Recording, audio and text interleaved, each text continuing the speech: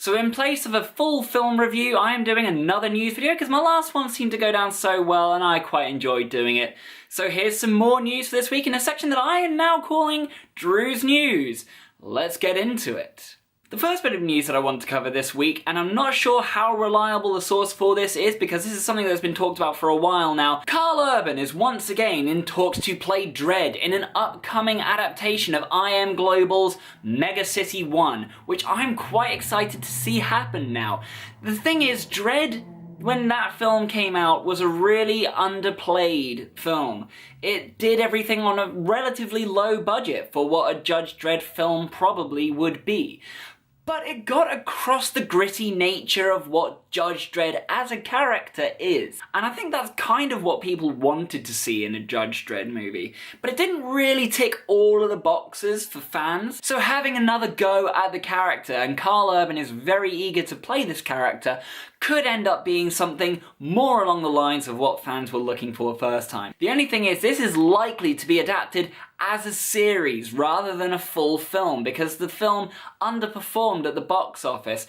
In no small part because The Raid came out at the same time, and they are two very similar films with very similar storylines. Neither of which is better than the other. I think The Raid is a fantastic film. I think Dredd was a fantastic film. They're both good in their own rights. It's just unfortunate that they came out at very similar points with very similar plot lines. So as this is more likely to be developed as a series for something like Netflix or maybe even Amazon Prime, it could be that they get a different kind of funding for their budget. So it's likely that they might have more budgeted effects, but over a more drawn out period. So this could be something more along the lines of something like Westworld that we saw last year. So that could end up being more beneficial for it than having a full film release. Who knows? But if these rumours are to be believed, this is something to keep an eye on. The other bit of news that got me pretty excited this week is that we now have a first full look at Josh Brolin in Deadpool 2 as Cable.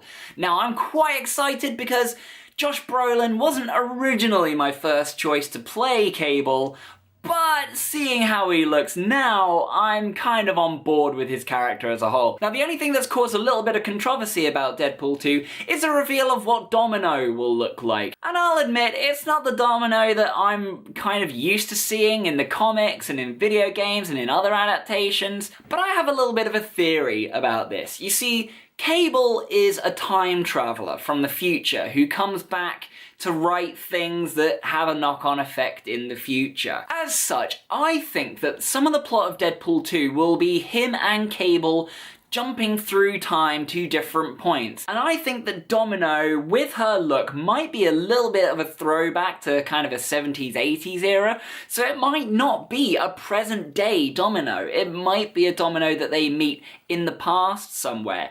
That way, her look is a little bit more relevant to a different era with the whole afro kind of deal. Either way, I'm just excited that Josh Brolin has a massively oversized gun as Cable, because what's Cable without a giant freaking gun? Something else that caught my attention this week, and it has done the rounds on the internet, so you've probably seen it already, but if not, The Nerdist this week had a small video section on their website of Kevin Conroy and Rob Paulson, who, if you don't know, is the voice of Pinky in Pinky and the Brain.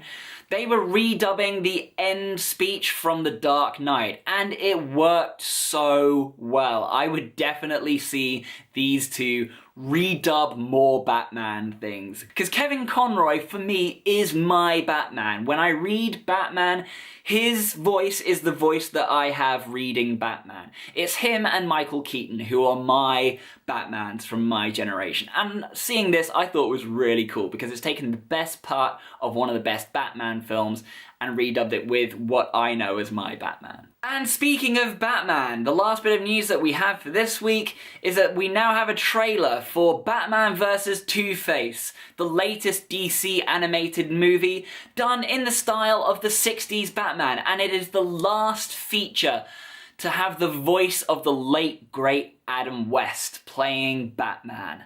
Now, this is a sequel to one that got released a little while ago called Batman Return of the Caped Crusaders, and it had the same kind of kitschy vibe as the original 60s Batman, but done in an animated form. This one features William Shatner as the voice of Two-Face. So you have two great stars voicing two great characters alongside each other. And I'm really excited to see this because I really want to see one of Adam West's last great performances as Batman. And yes, it is going to be sad to see because it is Adam West who is no longer with us, but at the same time, I think it's going to be something pretty special and a little bit historic, so this is definitely one to watch out for. So the first edition of Drew's News. What did you think? What bit of news are you most excited to hear about, and what are you most looking forward to? All comments are welcome in the comments section below. Let's talk nerdy. As always, if you like what you've seen here, you can always like and subscribe to see more in the future. Got some fresh videos for you right here. And until that point, guys, I will see you next time.